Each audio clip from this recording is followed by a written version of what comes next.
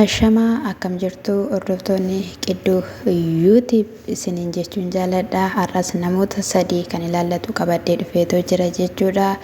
Egaa hiriyoonni Abiraam fa'ii kaleessaa Buruukeen Abiraam akka jaarsummaa qabatee gara mana warra Ruutaa dhaquu nu gaafadhu nu eenyu didee naquun barbaadu rakkoo biraatu uumamaa jedhanii gaafachaa akka turan innis toleedhe akka deeme ni yaadattu jechuudha. Guyyaa har'aa immoo akka yaanni ta'uu didee isaan lamaan wal lolaniitoo turanii ollaarraa dhageenye simmanan jirtanii nuun jedhaniyyuu galgalee nuti gallu nu gaafachaa turanii mee maal akka ta'e isa kanadhaan Buruukee gaafannaa jedhan jechuudha. Faranjuunis immoo Ruutaan naaf bilbilteetoo turte waliin haasofneet jirra turre yoonni dhufee gara keetti wanta sirrachuu qabu wanta toora galuu qabu yoo toora galchineerra ta'e jennaan lakki kanaa booddee ani omaayyuu hin barbaadu hojjettee abdii Abiraam irraa akka kutatte kan isheen dubbachaa jirtu ana garuu omanatti hin fakkaatu waan walitti deebi'anii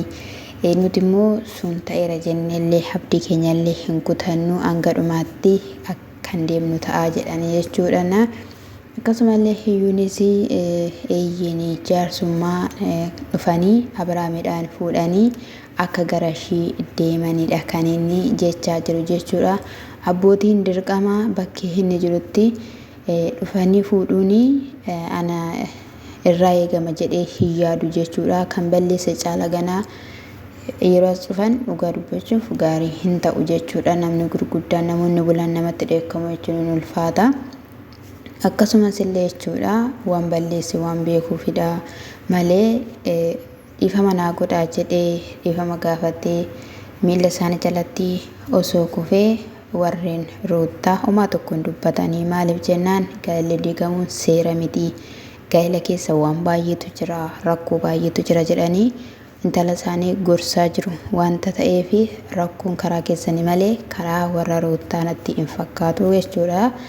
Haa ta'uyyuu malee egaa Buruukeen hin dhufe jechuudha. Yeroo inni dhufutti bilbilas nu kaasuu diddee maaltu ta'ee jennaanii baay'ee wal lollee kaleessa jireenya koo jijjiirrachuudhaaf biyyaa bahee mi'a hundumayyuu bitadhee akkasumallee mana kiraallee kaffalee paaspoortii garaagaraa birrii wacii baasee isa kananaaf yaada hin jirtu situu rakkoo keessatti na galchinaan jedhee baay'ee wal lolaa turre wacaa turre gidduu kana keessatti dhufaniitu balbala rukutanii biraan kuma seenii nuti akkuma kaanii naanii nagaa taanaan toledhaniitoo inni bahanii kanaafiyyuu baay'ee rakkisaadha jedhee hin deemu waanuma isin jettan hundumayyuu toleen jedha.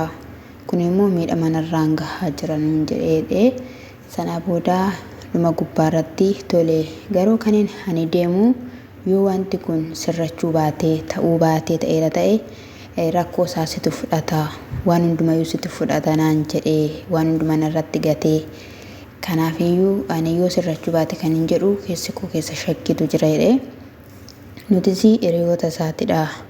Kallattii hundumaaniyyuu badii jiru rakkoo jiru hin fudhanna. Garuu immoo ammallee akka inni deemudha kanati nu jajjabeessuu qabdu deemuu qabaa dirqamadha.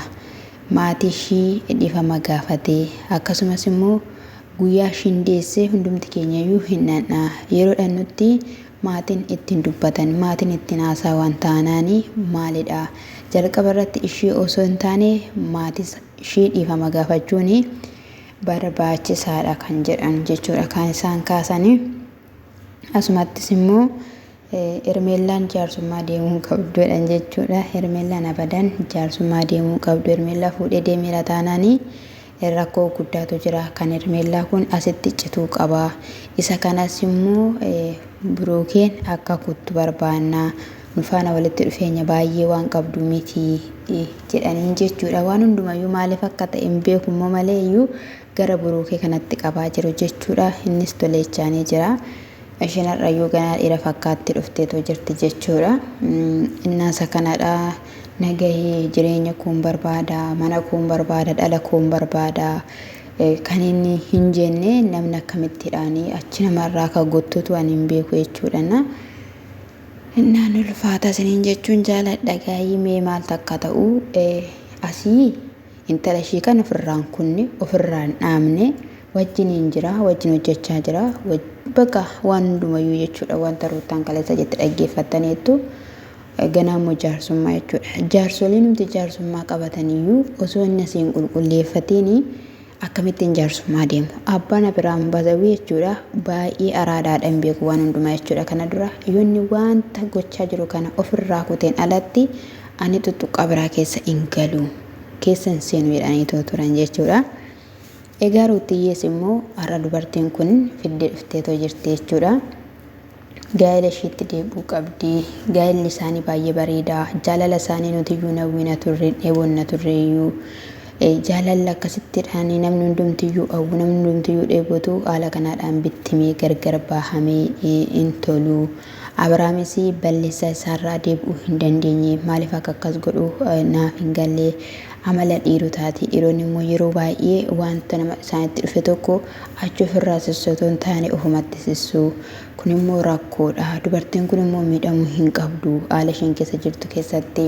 Garuu ani qaamaan argeera. Isin hordoftoonni immoo waan isheen jettume hin dhageenya waliidhaan jetteetoo jirti jechuudha. Dhalli waan baay'ee baatee dhufa, nagaa baatee dhufa, heebba baatee dhufa. Kana ilaalteellee dhala ishee kanaaf jetteellee akka isheen al tokko dhiifama gootuuf hin barbaada jettee jechuudha. Sana booda Ruutaan hin dhufte jechuudha. Ruutaan gaafa dhuftu ati irra deddeebitee naa bilbilaa turte. Namoonni baay'een naa bilbiluu garuu ani bilbila jalaa hin kaasu. Ati karaa bilbila biraatiinis na barbaannaanidha.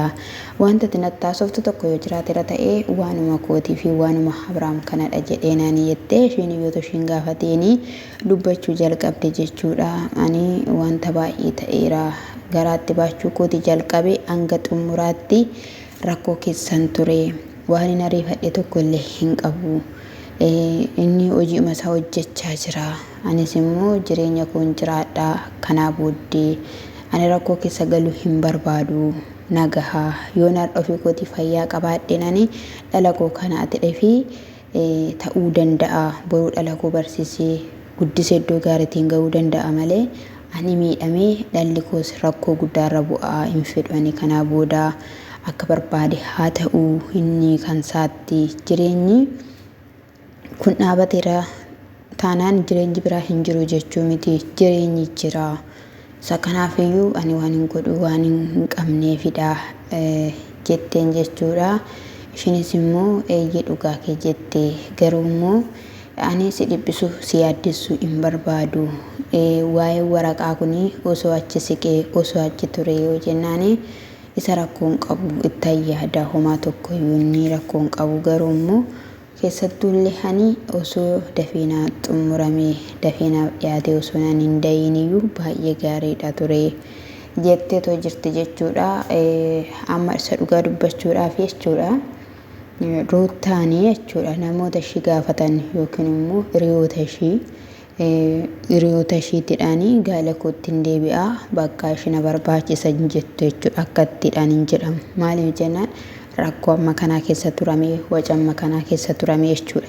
Seeraadhaan waadaa galchisiiftee wanti dubbatamu wiliin jaarsa fuulduratti galeeti malee akkasittiin miti jechuudha. Har'atoo tole bakka dhiifama jettee gara mana isaatii yookiin immoo gara jireenya isaatiitti gara jireenya isheetti isa deebisteetti ta'ee intalitti dhuma baatee dhufa malee gottutee dhufa malee intalitti dhiiseen dhufu jechuudha. Abiraamii isa kanaafiyyuu akkuma namoonni jajjabuu jalqabanitti sanumti xumuruu qabu jedhee yaada hanee gaa'ee haa ta'uyyuu malee isheenis isa kanadha akka wanti jiru jettee isa haasawaniitoo wal biraa deemanii jiru jechuudha.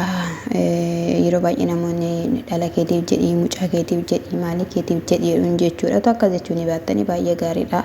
Ishiin irraa beekamame sirriitti irraa ifaruuttan akka gaa'ela ishii barbaadaa jirtu garuu gaa'ela ishii dhabde homaa gochuu hin danda'amu. Osoo barbaaduu dhabde wanta ta'eef egaa guyyaa isaatti wanti hundumtiyyuu ni ta'a. Beekamu namichi isheen kun wajjiniin sagaagaluu wajjiniin akka barbaadde ta'uudha. Kan isheen nama ajaa'iba garuu dhugaa dubbachuudha. Afaan abbaa fi haadha qabdeedha itti yaadu dhugaa dubbachuudha. Afaan hin beeku jechuudha. Akka kootti namni jechuun lammummaa keessa jiru saba keessa jiruun sabeeffatu isa kana inni kan biraa immoo eeluu jechuudha. Eeluun jireenya ishee keessatti nama hiriyaa qabattee hiriyaan jalaa harkaa bu'uudha. Hiriyaa hin qabatti hiriyaan harkaa bu'a jechuudha. Ani otoo ishii yuutuubii banatiin duranii naa irrattan beeka jechuudha. Guyyaan ani ishii baree tokko immoo xiqqoo wayii turte yeroo sanaa ulfaa'e jetteetu naa biratti hojjattee naa hin kanfalaa ishee godhee ishii tume jechuudha. Ergasii immoo hiriyoonni dhufuu fi hin deemu itti gaddiitti cabdi bakka waan baay'eetu jira jechuudha. Namichi kunillee kallattiin ittiin dhufillee jechuudha. Maal jedhame maqaan isaa inni haala inni ittiin dhufee argitaniittu waan ishiin ta'aa turte yeroo darbe keessatti jechuudha. Ofiishillee of wanni gochuudhaaf illee ofirrattillee gaggeessitee turte millaachaan jechuudha. Garuu immoo ulee ture wanti hundumti isaayyuu darbee gara jaalala dhugaatti dhufeetu jira. Baay'ee namatti tola jechuudha inni kuni. Haa ta'uyyuu malee jechuudha as keessatti jechuudha buruukiidha hiriyaan ishee suni as keessa jira jechuudha. Mucaan diimaan suni as keessa jira. Viidiyoo kana keessaa jalqabaa kaasee hanga dhumaatti ni gadda ture jechuudha. Inni waan jedhe sin qabu nagas waan gaafate sin qabu jechuudha. Hiriyaa duwwaa osoo hin taane kun immoo kan ibsu akka eeluu jaalatedha natti fakkaata jechuudha. Eeluu jaalatee inni jalaa akka butatedha jechuudha. Yookiin immoo jalaa akka fudhatedha jechuudha. Garuu eeluun gammaddeetu jirti dhugaa dubbachuudhaaf jechuudha. Cimtuudha, jabduudha. Yeroo hundumaa kana ishiin jettu immoo abbaa kootiif ta'ee abbaan koo fayyee bakka seenaa maatii kootii jijjiiree jettee kan ishee yeroo baay'ee dubbattu. Akkasumallee haadha ishee illee mana masaa cimtuudha jechuudha. Qalabatti godhattee haala kanaadhaan jirti jechuudha. Baay'ee namatti tola, gammaddee jirti. Isinillee qaqqabaa isiniin jechuun jaalladha. Sina qaqqabsiisu isiniin jedha. Baay'ee namoota hin bu'u dhugaa dubbachuu yeroo waan akkana arganii inni manaa sin baasee sin gargaare sin galchee siniinis jifu sin agarsiisa isiniin jechuun jaalladha. Baay'ee namatti tola. Isa kana dhagaa maaliif akka inni gaddi hin beeknu isheen immoo cimtuudha dhugaa dubbachuu cimtuudha. Innaa akkasidha kutannoo qabaadhaa lafa kaayyoo keessanii kabira keessanii hin geessu isiniin jechuun jaalladha. Waan hundumayyuu immoo waaqayyotu nama qaqqabsiisa. Inni hunduma keenyaaf abbaadha malee abbaa biddeenaa miti isiniin jedha. Wanti isa biraa dhabnu tokkollee hin jiru. Anaan immoo jechuudha na jabeessaa subscribe naa godhaa like naa godhaa isiniin jechuun jaalladha. Dhugaa dubbachuuf haalaan ittiin viidiyoo hojjedhu anaa fi waaqayyo duwwaatu beeka. Garuu immoo har'i boruu miti isa jedhamu sana abdii godhadheen jechuudha. Eebbifamaa.